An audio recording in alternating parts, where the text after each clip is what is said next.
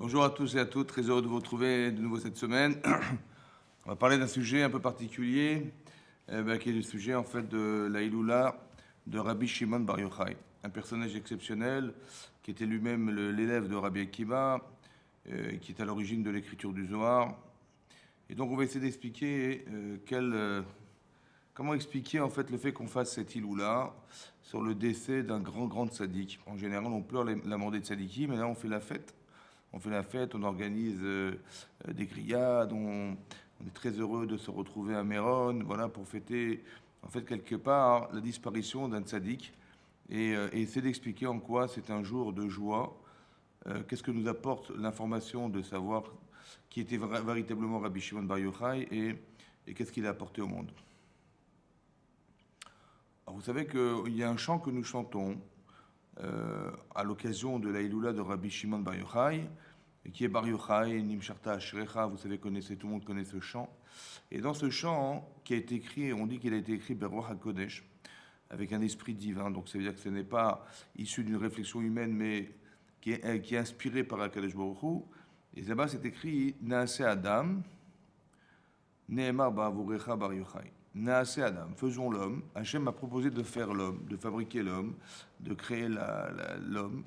Et ça a été dit en ta faveur. Ba'avurecha. Voilà ce qui est marqué dans le texte du chant que nous chantons le soir de la Iloula de Rabbi Shimon Bar Yochai. Il est marqué Naase Adam, faisons l'homme. Nehemar Ba'avurecha a été dit pour toi. Faisons l'homme. Qu'est-ce que ça veut dire faisons l'homme? Oui. Là-bas, il s'agit d'Adam Arishon. Alors, faisons l'homme, la asiya, la fabrication de l'homme. En fait, c'est vrai que dans le texte de la Torah, c'est écrit Vayetzer Elokim. Vayetzer Elokim. Hachem a fabriqué. Afar minama Adama, à partir de la poussière de la terre. Et Adam, il a fabriqué l'homme. Betselem Elokim, à son image, Baraoto, il l'a créé. Zacharon Nekeva Barota. Et là-bas, c'est marqué Vayetzer Elokim et Adam. C'est marqué Vayetzer Elokim et Adam, Hachem a fabriqué l'homme. Vayipar Be'apav Nishmat Tzraim. Et il a insufflé un souffle de vie dans l'homme, qui est la Neshama. Mais c'est marqué Vayitzer, il a fabriqué. Il a fabriqué le corps humain, en fait. Et c'est marqué Vayivra Elokim et Adam. Il a créé Hachem l'homme. Betselem Elokim, à son image, Baraoto, il l'a créé. Zachar ou Nekeva, mâle et femelle, Baraotam, il les a créés. Et là-bas, on parle de création. Donc, création, ça veut dire que c'est ex nihilo, il n'y avait rien. Et on nous parle de fabrication. Alors, il faudrait savoir, c'est la fabrication de l'homme ou bien c'est la création de l'homme. Alors, en fait, il faut savoir que le corps a été fabriqué. Mais ce qui est une création, c'est de nous avoir insufflé une neshama qui n'a aucune limite et qui crée le lien entre le ciel et la terre. Ça, c'est la neshama, c'est l'âme. Vous avez une âme juive. On a tous une âme juive, une âme spéciale. Mais ça vient, c'est un chelek elokam, ça veut dire qu'il y a quelque chose de divin en nous. Voilà. On ne va pas traduire une partie de Dieu, parce que ça ne veut rien dire une partie de Dieu, mais on peut expliquer qu'il y a quelque chose de divin en nous. Et donc, qu'est-ce que ça veut dire? Donc, Hachem a créé cet homme, c'est ça, c'est Adam. Mais là, il est écrit Naase Adam, faisons l'homme, Nehemar Bavurecha. Ça veut dire que quand Hachem écrit dans la Torah, faisons l'homme, il parle à des anges en proposant de créer l'homme. En fait, il pensait à Rabbi Shimon Bar Yochai. Je ne sais pas si vous vous rendez compte que Beruach HaKodesh, il a été écrit dans ce fameux chant, que Naase Adam, faisons l'homme, que lorsqu'il est écrit dans la Torah, faisons l'homme, derrière, il y avait dans l'idée de créer Adam Arishon, aussi de créer Rabbi Shimon Bar Yochai. Pour vous dire de quelle dimension, de quel homme il s'agit. C'est marqué Naase Adam, faisons l'homme. Pourquoi des fois l'homme s'appelle Adam et des fois il s'appelle Ish? Pourquoi c'est pas marqué dans le chant Naase Ish? Faisons un homme.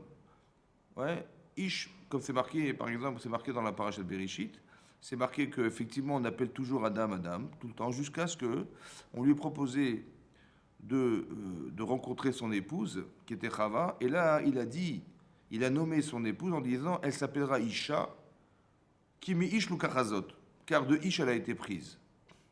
Tout à coup Adam s'appelle Ish. Alors pourquoi on n'a pas dit Ish? Voilà, faisons Ish, que Rabbi Shimon Bar Yochai soit Ish. Quelle différence fondamentale entre Ish et Adam? Ish, c'est l'importance de l'homme. Adam, c'est autre chose. Et on va essayer d'expliquer la différence. L'importance que revêt l'être humain, ça s'appelle Ish, qui vient de Esh. Et on dit que Esh, c'est aussi quelque chose qui est spirituel. On dit d'Hachem, il est apparu sur le feu, sur le buisson ardent, et l'apparence qu'il avait, l'apparence était le Hesh. Mais là, on n'a pas appelé Adam Ish, on l'a appelé Adam. Pourquoi? Yigma dans Yevamot Daf Samech Aleph, la Gemara dit là-bas, c'est écrit Atem Kruim Adam. Vous êtes appelé Adam. Ve'en Rovde Kochavim Kruim Adam. Par contre, les idolâtres ne sont pas appelés Adam. Voilà ce qui est marqué dans le Navi. Atem Kruim Adam. Vous êtes appelé Adam. Mais En Rovde Kochavim Kruim Adam. Les gens qui servent les étoiles ne sont pas appelés Adam. Pourquoi? Qu'est-ce que c'est que Adam? En fait, Adam, c'est Adama. C'est la terre. Adam, c'est aussi, selon le Midrash, Adomé les Elion, qui ressemble à ce qui est Elion, ça veut dire supérieur. Adomé les Elion. Comme si que dans l'homme, il y avait ces deux entités antinomiques qui étaient la terre, et Adomé les Elion qui ressemble au spirituel qui se trouve dans le ciel. Pourquoi? Parce que dans le Adam, il y a deux choses. Il y a le corps humain, qui est fabriqué de la terre, de la matière, et la Neshama. La Neshama est spirituelle. En fait, on vit avec quelque chose qui est antinomique. D'un côté, vous avez un corps humain qui vous ramène vers le bas, il vous demande de rester sur la terre, il n'a rien à faire dans le ciel. Et vous avez une Neshama qui n'a rien à faire sur la terre. A priori, elle n'a jamais eu envie de se retrouver là. Et on lui dit, écoute, de force, tu vas être là. Mais moi, je n'ai pas envie d'être là. J'ai envie d'être dans le ciel. Et on vit avec ce paradoxe permanent entre le ciel et la terre. Et cette concentration de différence, en fait, on la porte en nous. Ça s'appelle Adam. Qu'est-ce que c'est qu'Adam? Adam, c'est Aleph Dam. Adam, c'est la composition de Aleph. Il y a un petit Aleph et Adam. Aleph, c'est Echad. Aleph, c'est 1. C'est le premier chiffre. C'est la première lettre de l'alphabet, pardon. Et Dam, c'est le sang.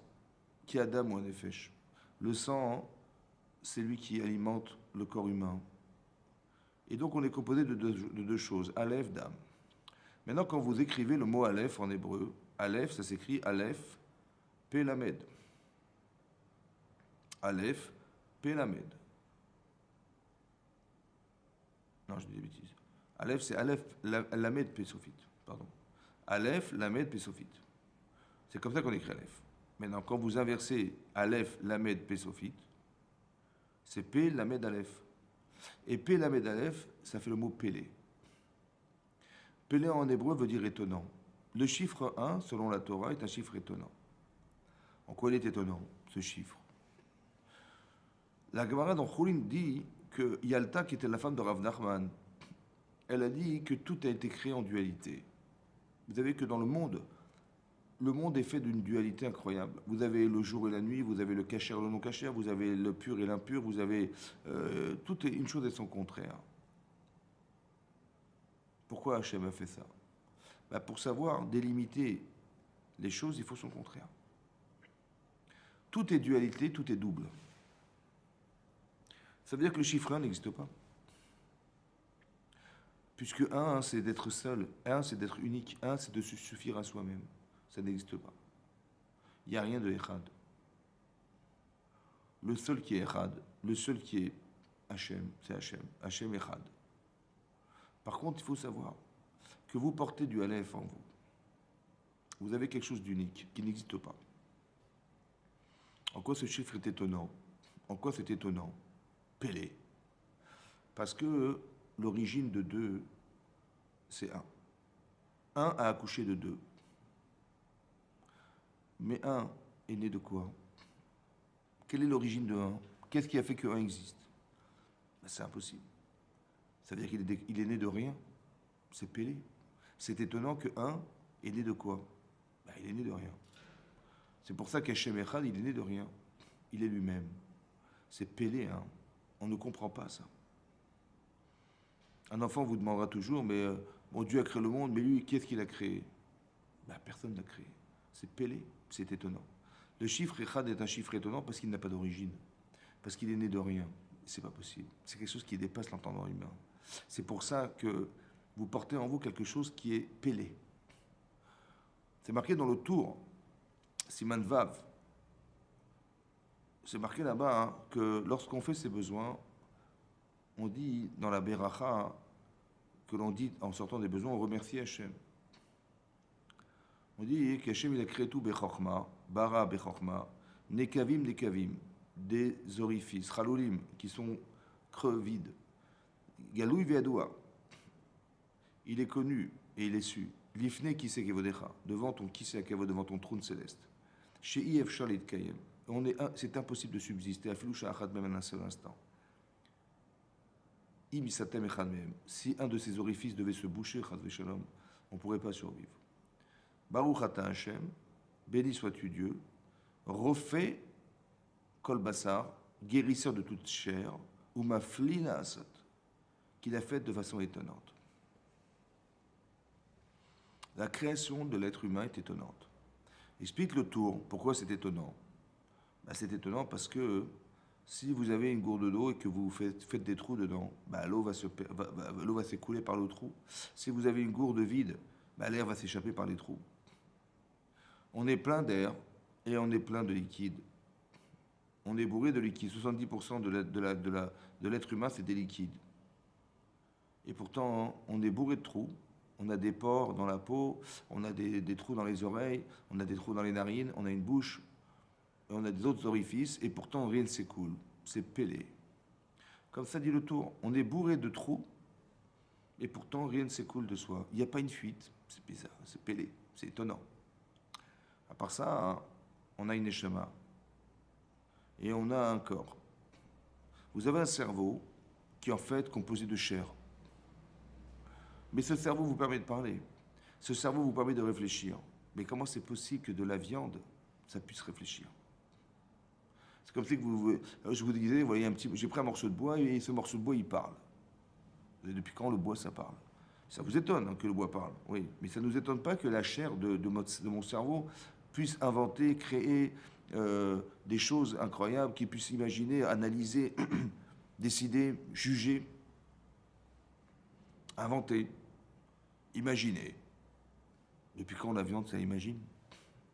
Imaginez-vous, on a pris un muscle de votre bras et on l'a remplacé, on a greffé ça dans votre cerveau à la place du cerveau. Ça ne marche pas. Mais par contre, le cerveau, ça marche. Vous faites des connexions intellectuelles qui fonctionnent électriquement parce que votre cerveau, il a quoi? Il a des capacités mentales qui vous permettent de créer des connexions intellectuelles. Mais l'énergie du cerveau qui crée les connexions électriques et qui donne l'ordre à votre membre de bouger, à votre cerveau de réfléchir. L'énergie, elle vient d'où l'énergie? Dans tout objet, il y a quelque chose qui alimente électriquement l'objet. Vous avez une voiture électrique, c'est une pile. Vous avez une voiture, c'est sa batterie. Là, la pile électrique, la batterie de votre voiture vous permet d'allumer vos phares, va permettre de démarrer votre voiture parce qu'il y a une partie électrique dans le moteur, d'accord, qui est alimentée par une batterie, d'accord, et l'alternateur qui va alimenter votre batterie. Ok. Mais il y a de l'électricité dans la voiture. Elle est où la pile chez l'homme? Elle est où la batterie chez l'homme? Elle est où? Cherchez-la. Où est la batterie? Derrière un appareil électrique, il y a une batterie. Il y a une pile. Mais là, elle est où la pile? Il n'y a pas de pile. Il n'y a pas de pile. C'est quoi la pile? C'est quoi l'énergie? L'énergie, c'est la neshama. Ce morceau de bois, il ne pourra pas parler. Parce qu'il n'y a pas d'énergie. Par contre, dans votre cerveau, il y a quelque chose d'autre. Il y a la batterie. La batterie, c'est la neshama. Cette batterie, c'est votre neshama. Ça veut dire que Aleph Dam, c'est Adam. Mais Aleph Dam, c'est d'arriver à conjuguer, de mettre en osmose quelque chose qui est tout à fait contradictoire, qui est pêlé, qui est étonnant. Parce que comment la neshama peut vivre avec son corps? Et comment ça se fait que son corps accepte la neshama? Mais comment ils vivent ensemble, ces deux-là? Ils n'ont rien à voir tous les deux. Alors, la chorma, la sagesse de la Torah, c'est d'arriver à faire la paix entre son corps et son âme. Comment on va vivre tous les deux ensemble? Nous, on parle de shalom bayit, la paix des ménages, la paix des foyers, la paix des je sais pas quoi. C'est vrai, c'est vrai. Mais la première paix, déjà, est-ce que c'est pas la paix qui est en soi? D'être rassuré, d'être sécurisé, d'être en bonne confiance de soi. Mais comment j'arrive à créer la confiance? Parce que j'arrive à animer les deux. J'arrive à faire vivre les deux ensemble. Et pas de dire non, j'ai rien à faire avec ma neshama, je suis anti-religieux. Et l'autre dit non, j'ai rien à faire avec mon corps, je suis anti-matériel. Non, je ne suis pas matérialiste. Non, il faut qu'on arrive à faire le shalom entre les deux. C'est peut-être ça l'explication de la Torah qui dit, dans la Gemara, dans Yivamot, Atem kroui madame. On a une conception juive qu'on arrive à conjuguer les deux êtres. En fait, on arrive à vivre spirituellement dans la matière. Alors que les Ovdei Kochavim, les idolâtres, ils ont une conception inversée. Pour eux, c'est pas possible, c'est incompatible. La spiritualité, la Kedusha, la sainteté qui existe chez les nations, c'est de dire il faut arrêter de manger, il faut faire des incantations, il faut s'isoler, il ne faut pas se marier, il ne faut pas, etc., d'avoir de relations. Et voilà, tout ça c'est interdit, parce que c'est Adam, c'est le corps, c'est la matière. Ça va? Donc soit tu es un Echad, tu vas t'enfermer dans une île déserte et tu vas t'isoler pour Dieu. Voilà, tu es un Echad, tu es un, tu es unique. Ou bien à l'inverse, tu dis non, moi je suis complètement matérialiste, je suis d'âme. Vous avez vu? Le problème, c'est qu'il y a une contradiction chez eux entre honnêtement vivre une vie matérielle, et cette vie matérielle, elle ne peut pas se conjuguer au spirituel. Ou alors d'être complètement spirituel, d'être détaché de toute la matière, de tout ce que vous imaginez, ouais, et de vivre comme ça sans avoir besoin de son corps. Comme c'est que notre corps nous dérangeait. Vous avez compris? Nous, c'est l'inverse. La Kedusha, c'est pas ça. Kedoshim tiyu ki kadoshani dit Hachem. La Kedusha, c'est d'arriver à conjuguer les deux êtres, à les faire vivre ensemble.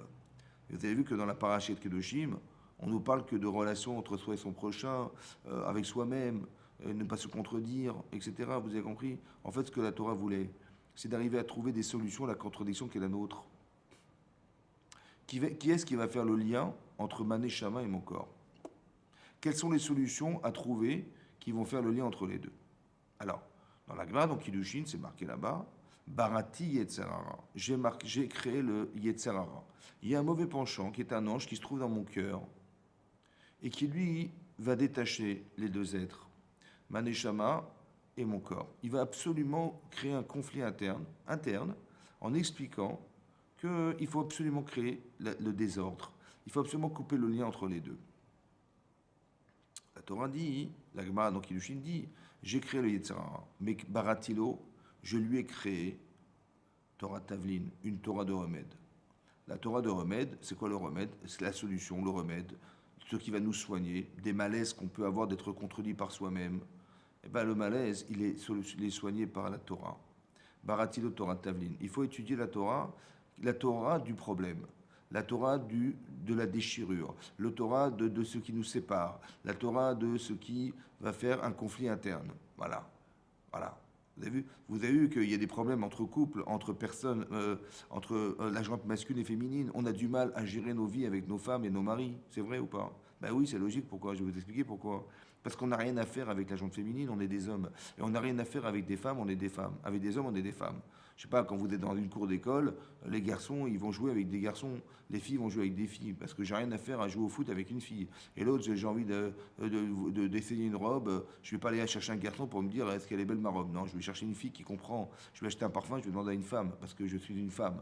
Donc en fait, on n'a rien à voir ensemble. On a des besoins qui ne sont pas communs, on a des pensées pas communes, on a des sentiments séparés, complètement séparés, mais qui n'ont rien à voir. Pourtant, pour coexister, il faut vivre avec une femme et un homme. C'est comme ça. Et comment ça se fait? Il faut réussir à faire le shalom, c'est-à-dire à trouver quelque chose qui nous lie, alors qu'on est complètement, de façon évidente, naturellement différente et différent. Vous avez compris? Maintenant, on le sait. Le problème, c'est qu'on ne sait pas vivre avec. Quels avantages j'ai d'être avec une femme? Quel avantage j'ai de vivre avec un homme? Quels avantages? Alors cherchons les avantages. Cherchons les choses qu'on peut apporter à l'autre. Qu'est-ce que je peux apporter à mon épouse? Qu'est-ce qu'elle peut m'apporter que je n'ai pas? Et là, dès l'instant où on a trouvé le lien qui va nous lier, ouais, l'intérêt que j'ai d'exister avec elle, l'intérêt que j'ai d'exister avec un homme, indépendamment du fait de fonder un foyer, d'avoir des enfants, évidemment. Mais on ne parle pas de ça. On parle d'exister ensemble. On va exister à l'infini. On va exister pour l'éternité. Mais il faut trouver quelque chose qui nous lie à l'éternité, avec l'éternité. Vous avez compris? C'est ce qu'on appelle Adam. En fait, on se trompe en pensant que Adam, ça se traduit par l'homme.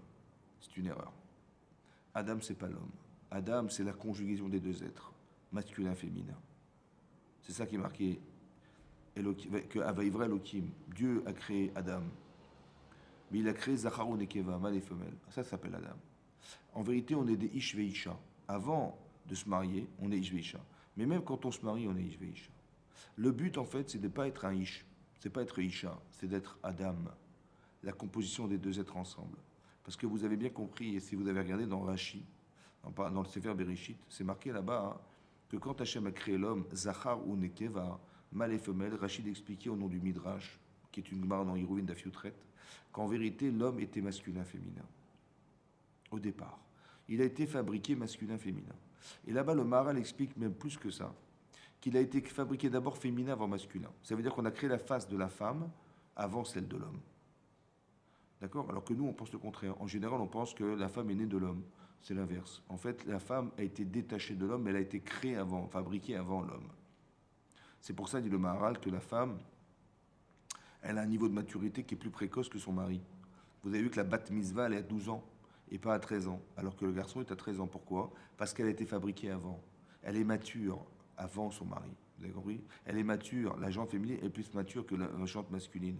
Mature, ça veut dire qu'elle est déjà plus précoce avant son mari, avant l'homme. Avant l'homme. Et donc, c'est ça qui est marqué là-bas. D'où on le tire, cet enseignement. C'est marqué, parce que dans la Parashat Azria, c'est marqué là-bas, Rachid amène là-bas que en fait, on parle de la loi des animaux dans Parashat Shmini avant celle des hommes.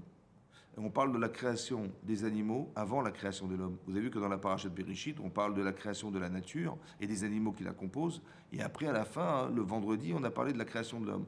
On a précédé la création des animaux avant celle des hommes. Et là, on a précédé dans la Parashat Shmini les lois des animaux. Qu'est-ce que tu peux manger, pas manger, cachère, pas cachère, les lois, les règles de la cacheroute, avant de parler de la naissance de l'homme, des lois de l'homme. Les lois de l'homme, c'est quelqu'un qui va dire du lachonara, il va devenir Metzora impur. Une femme qui va accoucher, elle a des lois aussi qui la concernent. Elle doit apporter un sacrifice, etc. Mais on a parlé des lois des animaux avant ceux des hommes.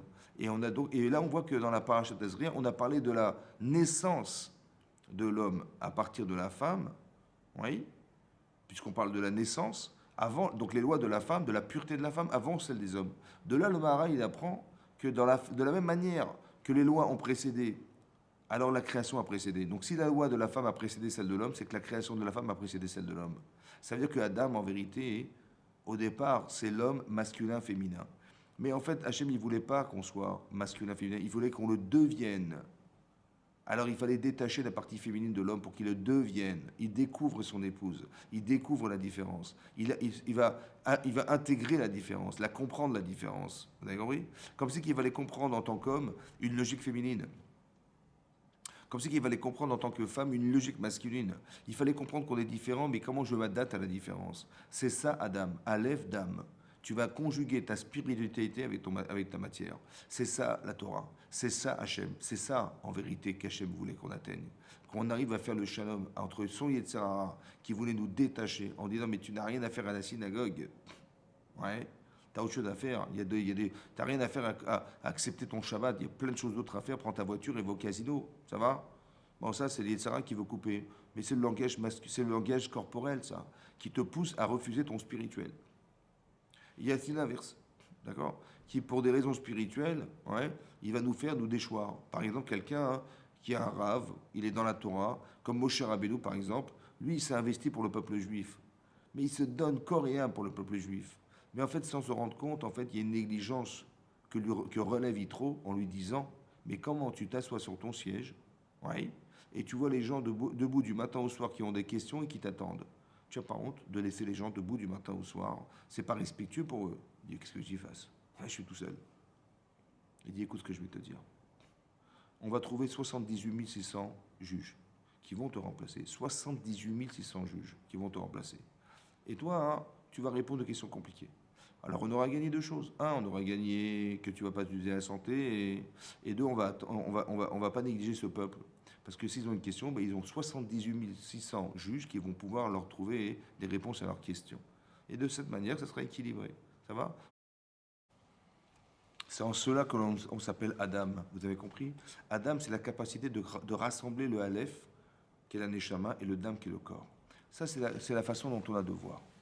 Maintenant, vous avez compris que quand on dit dans la Torah Naase Adam, faisons l'homme, et qu'il s'agisse de Rabbi Shimon Bar Yochai, en quoi ça solutionne cette problématique. Alors, il faut savoir que c'est connu qu'on dit de Rabbi Shimon Bar Yochai qu'il était un Gilgul, ça veut dire il avait quelque chose de très spirituel, mais qui descendait de Moshe Rabbeinu. Un Nitzutz, ça veut dire une étincelle. On dit que c'était un Gilgul de Moshe Rabbeinu. Maintenant, Moshe Rabbeinu, Anav Mikol Adam, il était l'homme le plus humble de tous les hommes, et c'est ce qui lui a donné le mérite de recevoir la Torah et de pouvoir la transmettre. La recevoir, pourquoi? La logique, c'est quoi? C'est d'expliquer que Adam Arishon, il a eu ce problème, en fait, de manger, de transgresser la Torah en mangeant le Etzadat Tova. Mais Moshe Rabbeinu, il a été capable de faire abstraction de soi pour Akadosh Baruch Hu. Et l'abstraction de soi, c'est de laisser toute la place à Hachem. C'est ça la Hanava, l'humilité, c'est cette façon objective d'exister et d'être capable de recevoir un message et dans toute objectivité de le transmettre au peuple juif. Il faut absolument que le message vienne d'Hachem et pas d'une connotation quelconque qui soit humaine. Je ne veux pas recevoir la Torah de Moshe, je veux la Torah d'Hachem. Donc Moshe Rabbeinu, c'est être un vecteur de message qui soit intègre et que je suis sûr que ce qu'il va dire, c'est ce qu'Hachem lui a dit. Et pas qu'il a inventé quelque chose qu'il a compris ou qu'il a interprété. Non, je ne veux pas de son interprétation, je veux de lui. Alors pour le message soit entier, intègre, il faut absolument que Moshe soit intègre. C'est pour ça qu'il est rentré dans cette capacité mentale et comment dire, rationnelle de pouvoir transmettre la Torah d'Hachem. Rabbi Shimon Bar Yochai, en quoi il est aussi dans cet ordre-là? Parce que Rabbi Shimon Bar Yochai, vous savez que Rabbi Shimon Bar Yochai, il a un jour critiqué le gouvernement romain. Comme ça, la Gemara dans Shabbat, la Flamme de Gimel explique là-bas. Elle dit que Rabbi Yehuda, un jour, un Rabbi Yehuda qui était aussi l'élève de Rabbi Akiva, il a loué en fait le gouvernement romain prétextant que c'est grâce à eux qu'on a des ponts, Razak. C'est grâce à eux qu'on a des bains, parce que les gens avant, ils ne se lavaient pas forcément, et donc ils ont créé des bains publics. Et grâce à eux aussi, on a eu des marchés. Parce qu'avant, il fallait aller faire 50 km en charrette pour aller acheter des pommes de terre, des carottes et des navets. Et grâce à Dieu, ils ont dit merci à Hachem d'avoir permis aux Romains de créer des marchés dans les villes, que c'est les paysans qui se déplaçaient et pas nous qui nous déplacions. Et donc il dit merci au gouvernement romain d'avoir fait ça. Et Rabbi Shimon Bar Yochai, il a critiqué. Il a dit mais qu'est-ce que tu crois? Tu crois qu'ils ont mis des bains pour toi? Mais non, c'est pour se faire plaisir. Ils ont une belle peau. Tu crois qu'ils ont mis des marchés, mais c'est pour mettre des prostituées là-bas. Tu crois qu'ils ont fait des ponts, mais c'est pour mettre des péages. Il a critiqué le gouvernement. La Gemara dit qu'il a été condamné à mort pour ça. César a jugé qu'il était condamné à mort. Qu'est-ce que fait Rabbi Shimon Bar Yochai, dit la Gemara? Il est parti, il s'est sauvé au Beth Midrash, dans un centre d'études avec son fils. Et ils ont continué à étudier dans un centre d'études alors qu'ils ont été jugés et condamnés à mort et recherchés par la police romaine. À un moment donné, ils se sont dit, bon, on va pas rester là, parce que sa femme lui apportait à manger tous les jours. Et il a dit, ils vont sûrement essayer de savoir où on se trouve, ils vont aller voir ma femme et ils vont la torturer pour savoir où on est. On va pas lui faire porter ce préjudice, alors on va partir. Et donc il est parti, il est parti dans une grotte. Il s'est caché dans une grotte. Là-bas, c'est marqué Itrachesh Nissa. Il y a eu un miracle. Quel miracle? Le miracle, c'est que il y a eu une source d'eau qui a coulé, qui n'était pas là la veille. Et il y a un arbre, un caroubier qui était présent, qui n'était pas là la veille. On a pris des photos, il n'y avait rien. Et là, le lendemain, il y avait un arbre. Incroyable. Maintenant, pourquoi Hachem a fait un miracle? Il a fait un miracle parce que quelqu'un qui est complètement dans la Torah, ça veut dire que son seul objectif, c'est l'étude de la Torah et l'accomplissement des mitzvot. D'être clair dans tout ça. Alors il a dit, moi c'est le but de ma vie. Alors, qui c'est qui va l'entretenir, ce Rabbi Shimon Bar Yochai? C'est Hachem. Quand quelqu'un il a une confiance en Dieu et qu'il rentre dans les projets divins, c'est pas lui qui va devoir s'occuper de sa subsistance, mais c'est Akadosh Baruch Hu qui s'en occupe. Un petit peu comme, en tant qu'enfant, est-ce que je vais imaginer que mon père il va pas me nourrir demain? Ou je dis on ne sait jamais, je vais aller travailler à 18 ans, ou à 16 ans, ou à 14 ans, ou à 10 ans, parce que je ne sais pas si demain je vais pouvoir manger. Non, Ça ne me traverse même pas l'esprit, et je suis sûr que mon père, il va trouver les moyens de me nourrir demain, de payer ma scolarité, me payer m'amener à l'école, ouais, c'est sûr, c'est sûr. J'ai pas d'arrière-pensée. Par contre, on sait qu'on est les enfants d'Hachem, et on a un petit peu peur. Bien compris? Mais quand tu vas à l'école, l'objectif c'est de réussir tes études. Eh ben, ton père il va s'occuper de tout ce qui va organiser, tout ce qui va permettre que tu puisses faire tes études sans te préoccuper d'autre chose. D'accord? Il va te trouver un logement, il va te trouver l'école, il va te payer, il va te payer ton cartable, ta cour, ta trousse, il va t'amener, il va trouver la bonne école. Voilà ce qu'il va faire ton père. Il va te nourrir aussi tous les jours, t'inquiète pas. D'accord? Et bien, Hachem, c'est exactement pareil. Je sais que la raison pour laquelle je suis venu sur la terre, c'est pour arriver à être un tzaddik. Comment on devient des tzaddikim? On devient des tzaddikim en étudiant la Torah. Ouais, on ne peut pas dire je ne savais pas, excusez-moi, j'ai pas su, Non, il faut étudier la Torah, c'est comme ça. Et à part ça, tu vas comprendre, le bon Dieu grâce à la Torah. Tu vas comprendre ton Yetzer Hara, tu vas comprendre qui tu es grâce à la Torah. Donc il faut étudier la Torah. Il dit, moi, c'est mon but. Eh bien, Hachem, il pourvoira, j'ai pas de problème. En fait, j'ai même pas d'arrière-pensée. C'est sûr qu'Hachem, il va m'aider. Ça, c'est Rabbi Shimon Bar Yochai. Maintenant, pourquoi Hachem, il a créé un caroubier? C'est pas facile à manger. Hein. Pourquoi une source d'eau? Vous savez pourquoi? Non, vous savez pas.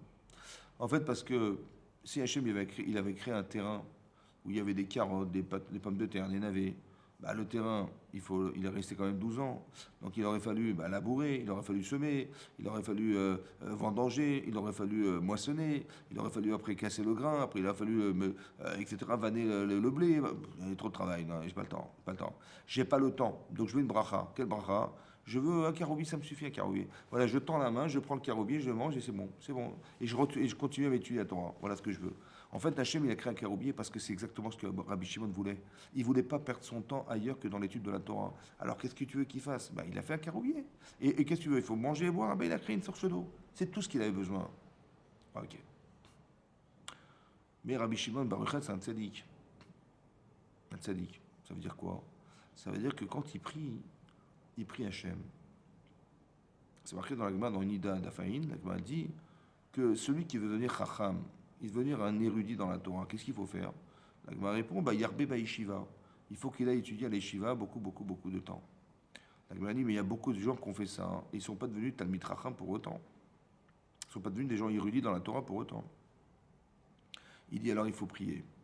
Levakesh, lemisha chorma shelo. Il faut prier et demander à celui à qui appartient la chorma, la connaissance de la Torah, qui lui procure cette connaissance. Veha, beha losage. La Gemara dit l'un sans l'autre ne marche pas. Si tu pries en espérant que tu vas avoir le temps d'étudier et tu te donnes pas le moment de l'étude, alors tu peux rêver. Si tu étudies la Torah mais tu ne pries pas pour donner la connaissance, alors tu peux rêver, tu ne retiendras pas la Torah. Ha, beha losage. L'un sans l'autre ne suffit pas. Il faut les deux. Donc il a dit il faut que je prie Hachem. Mais bon, est-ce que je vais prier Hachem dans la saleté? Parce qu'on est dans une grotte, mes vêtements ils vont salir et ils vont s'user. Et je vais quand même pas me présenter devant Hachem avec des vêtements usés. Ça se fait pas, vous comprenez? Comme ça il a pensé. On ne se présente pas devant le roi avec des vêtements sales. On ne se présente pas devant le roi avec des vêtements usés. Bon, alors il dit alors, qu'est-ce qu'on va faire? Il va demander à son fils, qu'est-ce que tu penses? Qu'est-ce qu'on fait? Il dit j'en sais rien, on a le choix, on n'a pas le choix. Qu'est-ce que tu veux, papa? On n'a pas le choix. On priera comme on pourra. Ça va? C'est ce qu'on aurait dit nous. Hein? Vous savez ce qu'il a dit à Rabbi Shimon Bar Yochai? Il dit non, j'ai trouvé une autre idée. Laquelle? C'est simple. On va se déshabiller. Pardon? Oui, on va se déshabiller. On va accrocher nos vêtements propres sur un arbre. Et on va s'enterrer nus dans la terre. Ça te va ou pas? Pardon? On va s'enterrer, comme ça au moins les vêtements seront propres. Il a des idées un peu spéciales. Il est peiné quand même. C'est un homme étonnant quand même. Tout ça pourquoi? Pour faire la prière avec des vêtements propres. Mais il y a des gens qui prient en short, papa, devant la plage. J'ai compris, mais bon, est-ce que ça se fait? Franchement, ça se fait pas quand même. Tu pries devant le bon Dieu quand même. Tu pries le bon Dieu. Tu vas pas te présenter devant le roi avec ton short et ton sac d'âne, ton pot de sable. Non, ça se fait pas. Ça se fait pas. Non. Si tu penses sincèrement que tu pries Hachem, si tu pries devant le mur, c'est pas grave. Tu peux te prier en short, c'est pas un problème. Mais si tu pries Hachem, sincèrement, est-ce que ça se fait? Non. Il a raison. Alors on va s'enterrer dans la terre. Ils sont enterrés pendant 12 ans. Pendant 12 ans. Ils ont eu de telles souffrances qu'ils avaient des crevasses dans la peau. La Gemara dans le Psachim a dit là-bas que Rabbi Shimon Bar Yochai, il a dit avec les souffrances, comme ça explique le Maharsha, avec les souffrances qu'on a subies dans la grotte, il a dit, Rabbi Shimon Bar Yochai, que je peux expier les fautes de tout le peuple juif, ouais, depuis ma naissance jusqu'à aujourd'hui. Tellement il a été une capara, une expression de faute pour le peuple juif. Il est dit avec mon fils associé depuis la création du monde jusqu'à aujourd'hui. Ça veut dire que vous vous rendez compte de ce qu'il a accepté pour lui. Mais qu'est-ce qu'il a fait en fait? Il a carrément annihilé son corps au service de la Neshama. Qui c'est qui est plus fort? C'est son corps ou c'est sa Neshama? Ben, il a dit, je ne peux pas prier comme ça. Il dit, mais son corps, il dit, attends, ça va pas ou quoi va pas? Son corps, qu'est-ce qu'il lui dit? Il lui dit, mais attends, mais je vais quand même pas souffrir autant. Pourquoi? Ben, pour la Torah. Il dit, mais ça va pas, je ne pourrai jamais. Il dit, non, mais on va le faire, on va le faire. Ça veut dire qu'il était maître de lui-même. Il a réussi à trouver les arguments qui ont dissuadé son corps d'étudier la Torah. Vous avez compris? Et ça, c'est très fort. Ça veut dire qu'il a été capable de faire le shalom entre le Aleph et le Dam. Un peu comme Moshe Rabbeinu, qui a été capable de faire le lien entre le Aleph et le Dam, entre le ciel et la terre. Vous avez compris ça? C'est ça la force de Rabbi Shimon Bar Yochai. C'est en ça qu'il a innové. Et c'est en ça qu'il descend de Moshe Rabbeinu. Moshe Rabbeinu a transmis la Torah, j'ai Mirtav, et la Torah, j'ai Balpé. Mais lui, il a transmis le Zohar. Le Zohar, c'est quoi? C'est le secret de la Torah. Et donc, il a dévoilé au monde. Ça veut dire que si on a aujourd'hui la capacité et que la Torah, cette Torah est accessible, la Torah du secret de la Torah, c'est parce que Moshe Rabbeinu, il a transmis la Torah, c'est vrai. Mais Moshe Rabbeinu, c'est resté secret, c'est des choses qu'on n'a pas su. Jusqu'à ce que Rabbi Shimon Bar Yochai, il les dévoile. C'est lui qui a été le révélateur du secret de la Torah. Et tout ça pourquoi? Parce qu'il a été capable de maîtriser son corps à l'extrême. Vous avez compris? C'est ça que je pense qui est le pshat, le sens. Ça veut dire qu'en fait, qu'est-ce qui s'exprime? C'est soit des notions corporelles, parce que ton corps, il est prioritaire sur ta neshama, soit tu es capable de puiser en toi une spiritualité tellement puissante que ce qui va sortir dans ton cerveau, c'est tout ce qui alimente ta neshama. Parce que ton corps ne fait pas écran à ça. Il ne fait pas écran à ça. Et c'est en ne faisant pas écran, l'opacité que ton corps il a sur ta neshama a disparu. Et donc tu vas puiser en toi des choses, des informations que jamais, au grand jamais, tu n'aurais su. Peut-être on peut expliquer avec ça une chose incroyable. C'est que quand il est marqué dans les Chazal, c'est marqué dans la Gemara, dans Shabbat, que Moshe Rabbeinu, lorsqu'il est monté dans le ciel pour récupérer la Torah, il parle avec des anges. Bon, mais vous croyez sincèrement qu'il est monté avec une fusée là-haut, là? Hein? Comment vous croyez que c'est quoi monter dans le ciel? On ne l'a pas vu décoller. En vérité, je vais vous dire un petit secret. Ce qu'il a vu, c'est ce qui est en lui. Il a été capable de rentrer en lui. Il était capable de rentrer dans sa neshama. Son corps n'a pas fait obstacle. Et donc, ce que vous avez en vous, c'est l'éternité qui est en soi. C'est tous les mondes que vous avez là-haut, en fait, ils sont en vous. Vous avez compris? Et donc, il a réussi à discuter avec des anges. Ils sont en lui. C'est ça. C'est ça, Adam. C'est ça, Moshe Rabbeinu. Le seul homme qui a été capable de descendre la Torah sur la terre, c'est Moshe Rabbeinu. Mais ça veut dire quoi descendre la Torah? Ça veut dire quoi descendre la Torah? Descendre la Torah sur la terre, c'est de la rendre accessible aux hommes. Parce que la Torah n'a rien à voir avec les hommes. La Torah a été créée avant la création du monde. Il fallait qu'on la rende possible, accessible. Vous avez compris? Verbaliser les notions de la Torah. C'est-à-dire le livre de Torah que vous avez devant vous, ouais, en fait, c'est verbaliser des idées qui sont proches de l'homme.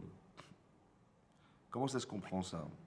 Parce qu'en fait, la Gemara dans Shabbat dit là-bas que quand Moshe il a demandé à recevoir la Torah et de la donner aux êtres humains qui se trouvent sur la terre, les anges, ils ont dit Ma enosh kitiskereno. Qui est l'homme pour que tu t'en souviennes? Mais l'homme, il fait des avérotes, fait des bêtises et tout. Il va désacraliser la Torah. Il va négliger la Torah. Ça se fait pas. Tu vas pas comme les anges ont prétexté disant on va quand même pas donner la Torah aux hommes. Hachem, il a dit à Moshe Rabbeinu, réponds-leur. Bon. Moshe, il a dit c'est marqué dans la Torah Kaved et avicha vetimecha. Respecte ton père et ta mère. Et vous n'avez ni père ni mère. C'est marqué Anochi Hachem le Asher Otsetzicha me'eretz Misraim. Je suis ton Dieu qui t'ai fait sortir du pays d'Égypte. Vous n'êtes jamais sorti d'Égypte. D'accord? C'est nous qui sommes sortis d'Égypte. C'est nous qui avons des parents. Vous savez bien que la Torah nous concerne. Et ils ont accepté. Ils ont dit, vous avez raison, et chacun a fait des cadeaux. Tous les anges qui étaient présents ont fait un cadeau à Moshe Rabbeinu. Et le Yetzer Hara, il a fait un cadeau, il a donné les Ketoret, comme ça dit la Gemara, des encens qui vont permettre d'arrêter les épidémies. Maintenant, j'ai pas compris. Les anges, ils ont lu la paracha ou pas? Ils connaissent la Torah, on est bien d'accord.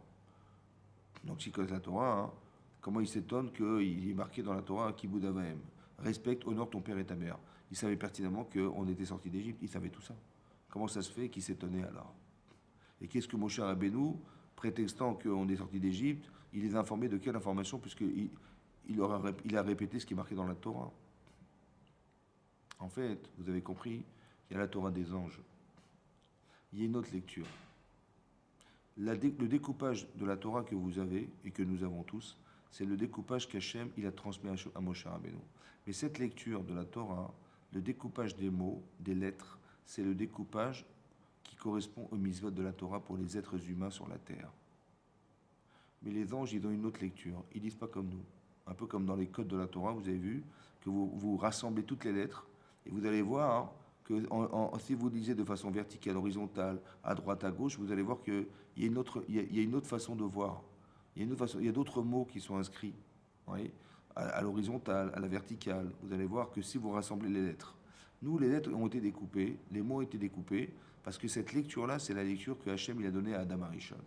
Il a donné, pardon, à Moshe Rabbeinu. Et cette lecture-là, c'est la nôtre. Les anges n'ont pas ce texte comme ça. Vous avez compris? Et c'est pour ça qu'ils ont une autre lecture qui ne correspond pas à la nôtre. C'est pour ça qu'ils s'étonnent que, selon la lecture qu'ils ont de la Torah, ça ne correspond pas du tout à ce que les anges ils font et que les hommes font. Non, ça n'a rien à voir avec les hommes. C'est ça ce qu'il faut dire, c'est ça. Mais il a été capable de faire descendre la Torah sur la terre. Qu'est-ce que ça veut dire? Il l'a rendu accessible. Il a fait le lien entre le Aleph et le Dam. Adam. Vous savez, c'est marqué dans le Midrash que quand Yosef est arrivé en Mitzrayim,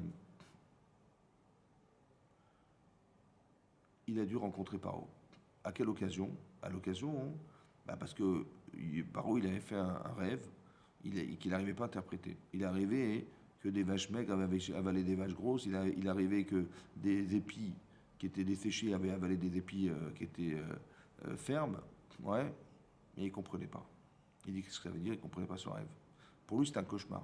Il a demandé à ce qu'on lui interprète les sept vaches, etc. On lui a dit, vous savez, ces 7 filles que vous allez avoir, ils vont disparaître. Il a dit, j'y crois pas, etc. Donc, toute forme d'interprétation qu'il n'a pas acceptée. Et le Sarah Mashkim, le maître échanson, il est venu voir Paro. Il lui a dit, vous savez, j'ai rencontré quelqu'un en prison un jour, ouais, qui lui interprète les rêves. Il dit, ah bon, et ça a marché? Ouais, ça a marché. Ce qu'il a dit, ça s'est réalisé. C'est comme ça que j'ai retrouvé mon poste, notamment mon poste. Il dit, fais-le moi, rencontrer. Et donc, on a été chercher Yosef. Dit Nagman dans Sota que la veille de sa sortie de prison, le Malach Gabriel, il lui a pris 70 langues en une soirée. Il connaissait 70 langues au sortir de prison. Bon. Quand il est arrivé devant Paro, il y avait des marches qui séparaient le trône où se trouvait Pharaon et le sol. Il y avait exactement 69 marches. 69 marches parce que Paro connaissait 69 langues. Et donc, à chaque fois qu'il avançait, Moshe Yosef, il disait, je connais telle langue. Et il montait, il montait, il montait. Et à un moment donné, il s'est trouvé face à face avec Paro.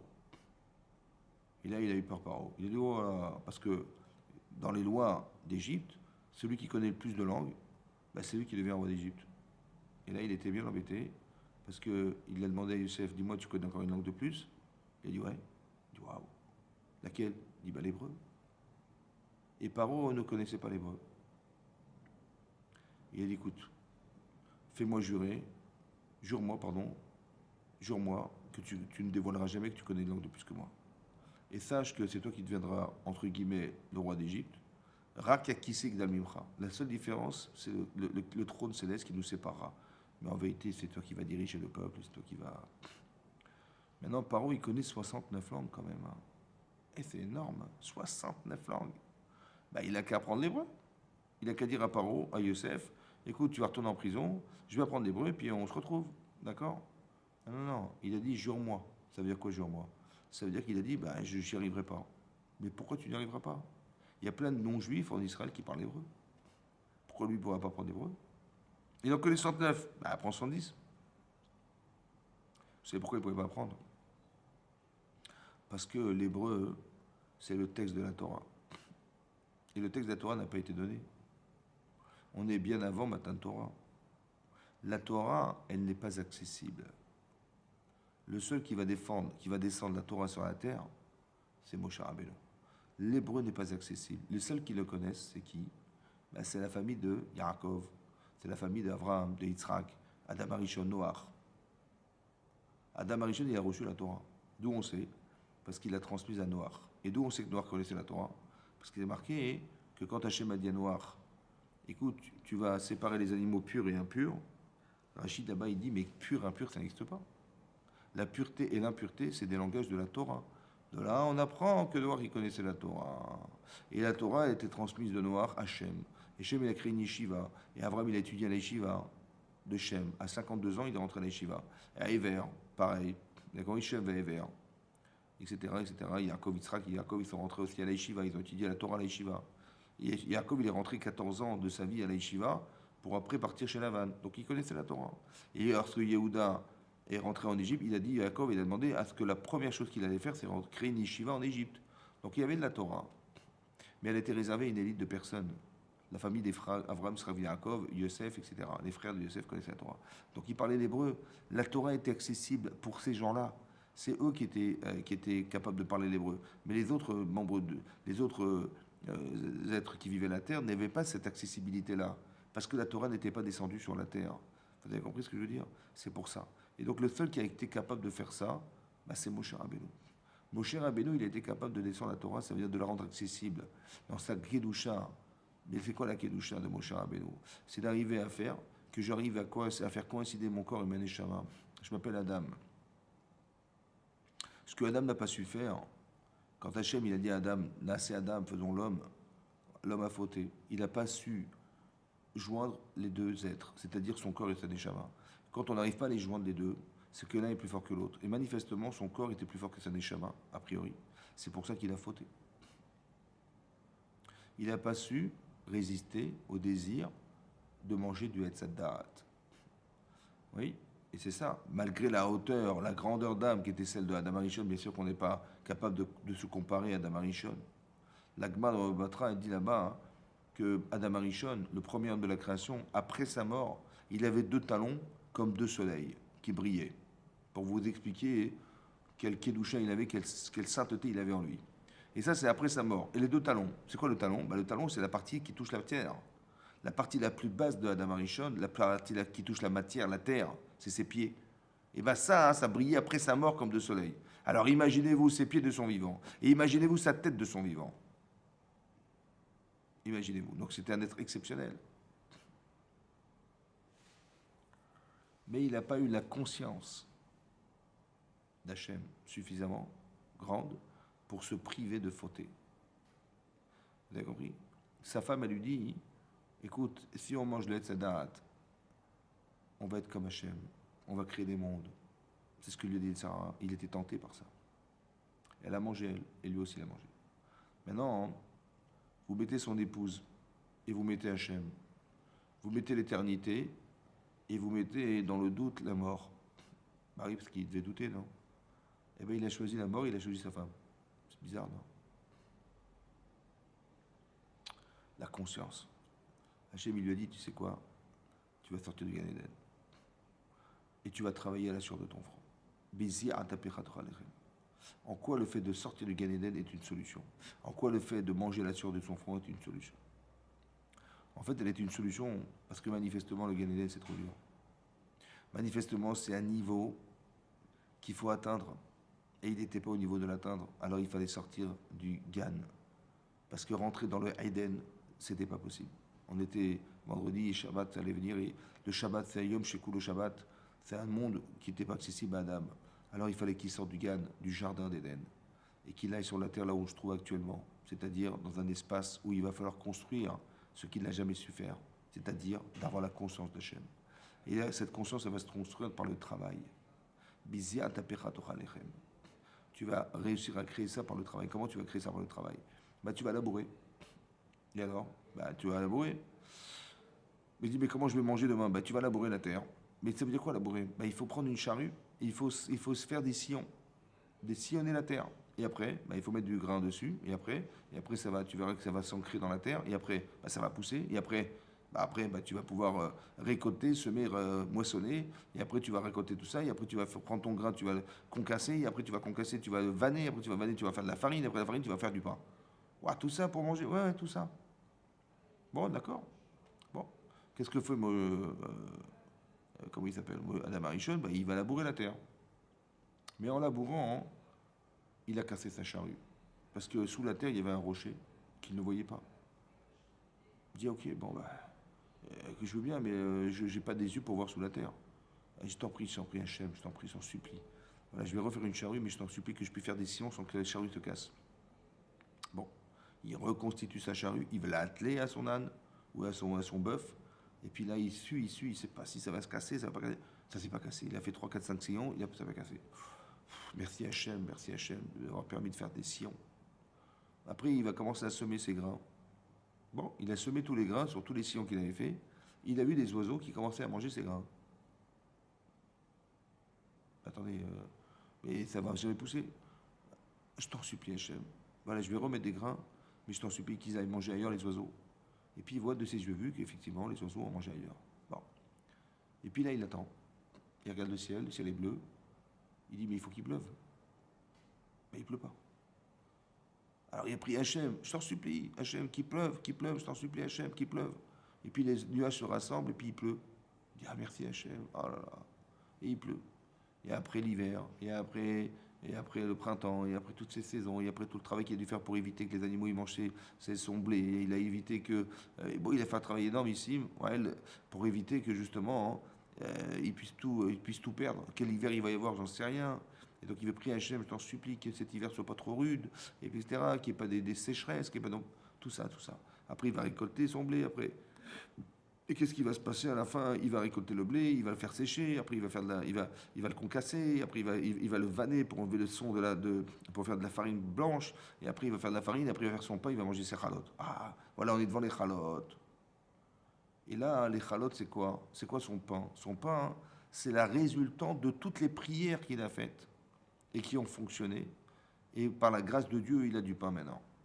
Bon, maintenant sa femme, elle vient et dit, dis-moi, tu veux pas qu'on aille manger du Hetzadat là? Il dit, pardon? Tu veux pas qu'on aille manger en discreto, ça? On va manger là-bas. Je dis, mais tu plaisantes, je peux plus. Pourquoi tu peux pas? Bah, parce que tout ce qu'Hachem il a fait pour moi, mais sans lui, j'aurais jamais pu. Sans lui, ça n'aurait jamais poussé. Sans lui, j'aurais pu rêver de faire pleuvoir. Sans lui, comment j'aurais évité les pigeons? Comment j'aurais évité les moineaux qui ont mangé mes grains? Comment j'aurais évité? Je peux pas.